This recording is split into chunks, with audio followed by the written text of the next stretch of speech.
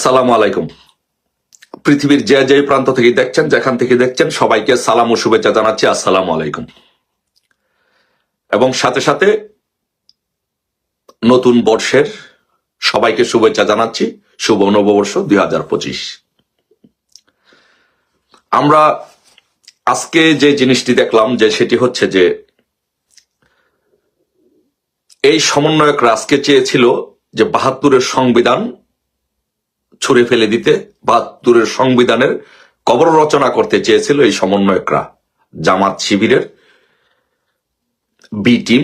এই সমন্বয়করা ৭২-এর সংবিধান, বঙ্গবন্ধু, এগুলো বাংলাদেশ থেকে মুছে ফেলতে চেয়েছিল, মুক্তিযুদ্ধকে মুছে ফেলতে চেয়েছিল আজকে শহীদ মিনারে। কিন্তু এই বাংলাদেশের জনগণ তাদের ডাকে সাড়া দেয়নি। আমি এই জন্য বাংলাদেশের জনগণকে ধন্যবাদ জানাতে চাই। ধন্যবাদ জানাতে চাই বাংলাদেশের সেনাবাহিনীকে, যারা যে সেনাবাহিনীর চাপের মুখে, যে সেনাবাহিনীর ভয়ে এই সমন্বয়করা ৭২-এর সংবিধান স্থগিত করতে পারেনি, ৭২-এর সংবিধান ছুঁড়ে ফেলতে পারেনি। এবং পাশাপাশি আমি বিএনপিকে ধন্যবাদ জানাই যে বিএনপি ৭২-এর সংবিধানের পক্ষে অবস্থান নিয়েছে। এই জন্য আমি বিএনপিকে ধন্যবাদ জানাই।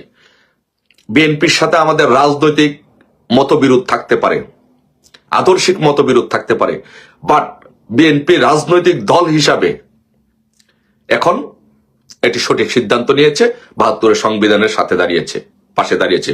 এই জন্য আমি বিএনপিকেও ধন্যবাদ জানাই।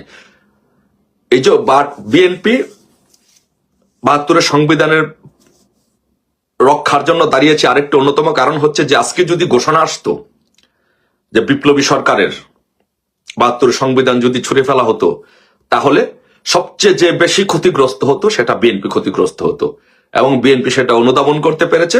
সেই জন্য বিএনপি ৭২-এর সংবিধানের পাশে দাঁড়িয়েছে।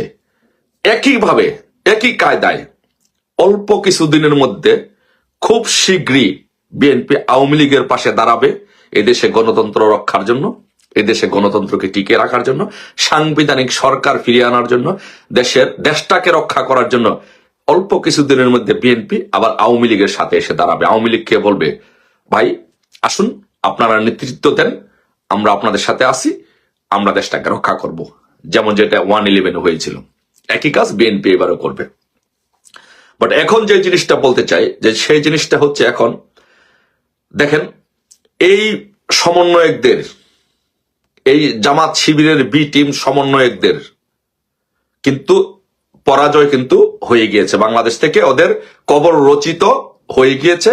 এখন সেটাকে দাফন কাফন করতে হবে এদের। এখন এরা কিন্তু, এদের মৃত্যু, রাজনৈতিক মৃত্যু ওদের হয়েছে। এখন যেটা করতে হবে, এদের বাংলাদেশের মাটিতে এই সমন্বয়কদের, জামাত শিবিরের বি টিম, এই সমন্বয়কদের বাংলাদেশে কবর রচনা করতে হবে। ওরা প্রত্যেকটা ক্ষেত্রে 5 তারিখের পর থেকে ওরা ওদের প্রত্যেকটা দাবি, প্রত্যেকটা আন্দোলন ওদের ব্যর্থ হয়েছে। জনগণ এদের পাশে, কেউ ওদের পাশে দাঁড়ায়নি। এরা বলেছিল যে রাষ্ট্রপতিকে অপসারণ করবে, রাষ্ট্রপতিকে অপসারণ করতে পারেনি, তাদের পরাজয় হয়েছে। এরা বলেছিল ৭২-এর সংবিধান ছুঁড়ে ফেলে দিবে, সেটা করতে পারেনি। এরা বলেছিল উপদেষ্টা, 3 জন নতুন উপদেষ্টাকে ওরা, মুস্তাফা সরোয়ার ফারুকীকে ওরা পদত্যাগ করাতে চেয়েছিল, কিন্তু সেটা পারেনি। একের পর এক ওদের পরাজয় হয়েছে। আজকে এদের সর্বশেষ পরাজয় হয়েছে, আজকে এদের মৃত্যু হয়েছে। এদের ডাকে বাংলাদেশের কোনো জনগণ, কোনো রাজনৈতিক দল ওদের ডাকে সাড়া দেয়নি। বাংলাদেশের কোন জনগণ ওদের ডাকে কর্ণপাত করেনি। বাংলাদেশের প্রশাসন ওদের ডাকে কর্ণপাত করেনি। বাংলাদেশের প্রশাসন ওদের ডাকে কেউ সাড়া দেয়নি। প্রশাসন থেকে বলা হয়েছে, যদি ওরা ঘোষণা করে, বিপ্লবী সরকার যদি ৭২-এর সংবিধান স্থগিত ঘোষণা করে ফেলে দেয়, তাহলে সেনাবাহিনী ক্ষমতা নিবে। এই জন্য ওরা পিছু হটেছে। তাই এদের আজকে, এদের মৃত্যু হয়েছে আজকে। এখন এদের কবর রচনা করতে হবে। তাই এখন আমি বাংলাদেশের মানুষের কাছে, বাংলাদেশের সকল মুক্তিযুদ্ধের পক্ষের শক্তির কাছে আমি একটি অনুরোধ করব, একটা স্লোগান তুলবো বাংলাদেশে। সেই স্লোগানটা হচ্ছে, গড়ে গড়ে খবর দে, সমন্বয়কদের কবর দে, জনে জনে কবর দে, সমন্বয়কদের কবর দে। কারণ এখন এই সমন্বয়কদের কবর দেওয়ার সময় হয়েছে, এই সমন্বয়কদের দিন শেষ। কারণ এই সমন্বয়করা যা করছে বাংলাদেশে তা এদেশের জনগণ মেনে নেয় না, মেনে নিবে না। এদেশের জনগণ হারে হারে টের পাচ্ছে যে বঙ্গবন্ধু কন্যা শেখ হাসিনা বাংলাদেশের জন্য কি করেছে। আপনারা দেখেন যে এই 5 তারিখের পর থেকে বাংলাদেশে কোথাও কোনো রাস্তায় একটি ইটের ছুরকি ফেলা হয়েছে কেউ বলতে পারবেন? বাংলাদেশে কোথাও কোন একটি বাঁশের সাঁকো নির্মাণ করা হয়েছে কেউ বলতে পারবেন? বাংলাদেশে কোনো গরিব দুঃখী মানুষের কাছে 1 কেজি চাউল দিয়েছে কেউ বলতে পারবে? বাংলাদেশে নতুন কোনো বাস, ট্রেন, বিমান তো দূরের কথা, একটি রিক্সায় সরকার নামিয়েছে আপনি বলতে পারবেন? এই দখলদাররা নামিয়েছে আপনারা বলতে পারবেন? বলতে পারবেন না। বরং বাংলাদেশটাকে ধ্বংস করা হয়েছে, বাংলাদেশটাকে ধ্বংস করেছে। 5 তারিখের পর থেকে আপনারা দেখেন কত হাজার হাজার কোটি টাকা ধ্বংস করা হয়েছে। গার্মেন্টস শিল্পটাকে একেবারে ধ্বংস করে শেষ করে দেওয়া হয়েছে। এখন ইনুস চাচ্ছে সেনাবাহিনী নিয়ে খেলতে, এই জামাতের বি টিম চাচ্ছে সেনাবাহিনী নিয়ে খেলতে, সেনাবাহিনীকে বিতর্কিত করতে, সেনাবাহিনীকে ব্যবহার করতে। বাট আমাদের দেশবাসী, শান্তিপ্রিয় সেনাবাহিনী, চৌখর সেনাবাহিনী ওদের ডাকে সাড়া দেয় নাই। ওরা জনগণের পক্ষে দাঁড়িয়েছে, ওরা আবারও আওয়ামী লীগের পক্ষে দাঁড়িয়েছে, আওয়ামী লীগের পক্ষে দাঁড়াবে। এখন সেনাবাহিনীর মধ্যে ভিতরে কথা হচ্ছে যে শেখ হাসিনাই ভালো ছিল, শেখ হাসিনা আমাদের পাশে দাঁড়াতো, শেখ হাসিনা আমাদের জন্য সুযোগ সুবিধা দিত, বাড়ি দিত, গাড়ি দিত, সবকিছু দিত, আমাদের জন্য সর্বোচ্চ সুযোগ সুবিধা দিত আওয়ামী লীগ। এখন প্রত্যেকটি সেনাবাহিনী বলা শুরু করেছে যে তাদের জন্য বাংলাদেশ সরকার, আওয়ামী লীগ সরকার এবং শেখ হাসিনা কি করেছে।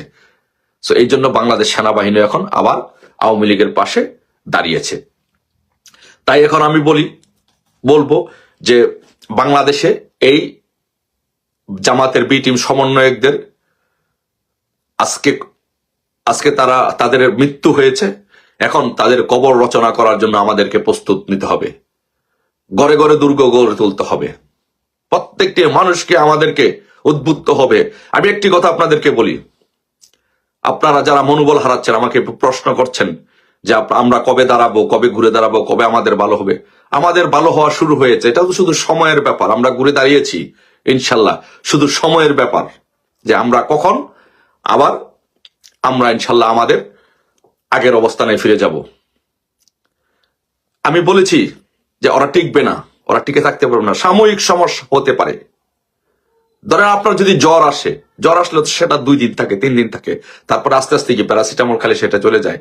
সব বিপদ আপদ অনেক কিছু হয়, কিন্তু সেটা থাকে না। এই যে এরা সাময়িক, আপনার বাড়িতে ধরেন আপনার বাড়িতে ডাকাত ঢুকেছে, রাত্রে একদল ডাকাত যে 10-12 জন ডাকাত গিয়ে আপনার বাড়ি দখল করে ফেলেছে, আপনাদেরকে জিম্মি করে সবকিছু লুটপাট করার চেষ্টা করছে, দখল করছে। কি হবে? ভোর হওয়ার আগেই কিন্তু সেই ডাকাতরা চলে যাবে, কারণ তাদের পরিচয় কি? তারা ডাকাত। জনগণ যখন জেগে উঠবে তখন তাদেরকে মারবে, তাদেরকে পিটাবে, তাদেরকে গণপিটুনি দিয়ে মেরে ফেলবে। একইভাবে এই যে সমন্বয়করা এবং ইনুস গংরা, এরা যে রাষ্ট্র ক্ষমতা দখল করেছে, এরা এদেশের ডাকাত। এদের কোনো সাংবিধানিক ভিত্তি নেই, এদের কোনো বৈধতা নেই, এদের কোনো আইনি ভিত্তি নেই, এরা হচ্ছে ডাকাত। বাংলাদেশের জনগণ যখন জেগে উঠবে, ভোরের সূর্য যখন উঠবে, তখন এই ডাকাতরা পালিয়ে যাবে। তখন যদি এই ডাকাতরা ধরা পড়ে পালিয়ে যাওয়ার আগে, তাহলে তাদের গণপিটুনিতে তাদের মৃত্যু হবে। আর তারা যদি পালিয়ে যেতে পারে তাহলে তো বেঁচে গেল। আর তখনই আবার যে বাড়ির মালিক বাড়িতে থাকবে। মাঝখানে কি হবে? যে ডাকাতি করতে গিয়ে যে ঘরের আলমারি, স্টিলের আলমারি, এগুলো যে ভাঙচুর করেছে, ক্ষতিগ্রস্ত হয়েছে বাংলাদেশ, ক্ষতিগ্রস্ত হয়েছে বাড়িওয়ালা।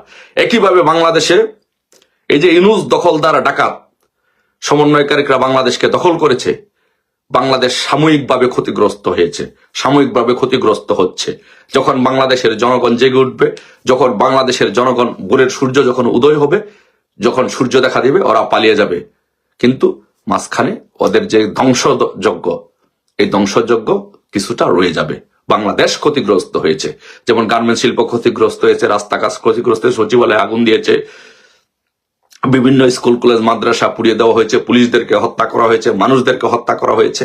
এই যে ক্ষতিগ্রস্তগুলো হয়েছে, 5 তারকা হোটেল জ্বালিয়ে পুড়িয়ে দেওয়া হয়েছে, শাহিন চাকলাদারের প্রাণ রাফেল গ্রুপ জ্বালিয়ে পুড়িয়ে দেওয়া হয়েছে, গাজীর ফ্যাক্টরি জ্বালিয়ে পুড়িয়ে দেওয়া হয়েছে, এই যে ক্ষতিগুলো হলো, এটি হচ্ছে ডাকাতরা যখন ডাকাতি করতে গিয়ে যেমন আলমারি ভাঙে, স্টিল আলমারি ভাঙে, ভাঙচুর করে স্বর্ণ গহেনার জন্য, একইভাবে এরাও এই কাজটি করেছে।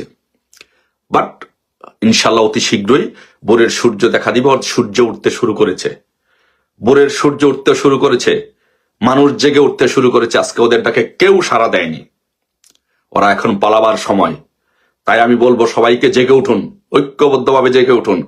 বাংলাদেশ আওয়ামী লীগ যখন ঐক্যবদ্ধভাবে জেগে ওঠে, তখন পাকিস্তানি দোসররা পালিয়ে যায় দেশ থেকে। পাকিস্তান পালিয়ে গিয়েছিল, পাকিস্তানের দোসররা পালিয়ে যাবে। আর এই কবর, ফাইনাল কবর ওদের রচিত হবে যেদিন ডোনাল্ড ট্রাম্প শপথ নেবে। ডোনাল্ড ট্রাম্প শপথ নেওয়ার পরে ওদের ফাইনাল কবর রচিত হবে। সেই পর্যন্ত সবাই সকলে ঐক্যবদ্ধভাবে থাকুন, ধৈর্য ধরুন, সাহস রাখুন, মনোবল রাখুন। ইনশাল্লাহ কেউ ভুলে যাবেন না। শুধু অতীতের কথা একবার চিন্তা করে দেখুন, 75 সালে আমাদের উপর কত বড় বিপদ নেমে এসেছিল। 111 আমাদের উপরে কত বড় বিপদ নেমে এসেছিল। 111 আমরা তখন 111 তখন আমি ঢাকা বিশ্ববিদ্যালয়ে নেতৃত্ব দেই। এই 111 ফখরুদ্দিন মঈনুদ্দিন সরকারের বিরুদ্ধে আমরা অল্প সংখ্যক লোক বিভিন্ন বাসায় লুকিয়ে লুকিয়ে